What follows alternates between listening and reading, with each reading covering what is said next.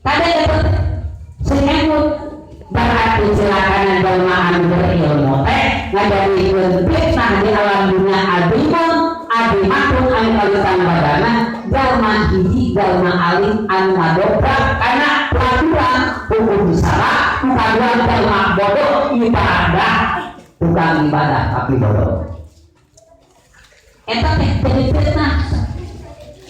Kadang-kadang jalma bodoh mah kadang-kadang lamun nantukeun perkara teh langsung divonis oh ieu mah bener ieu mah salah bari dasarna teu apal.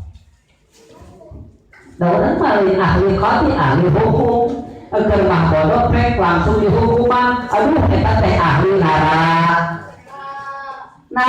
jalma bodoh hukuman eta teh sawis-sawis ahlina. Dan apal karena peraturan anak dan apal karena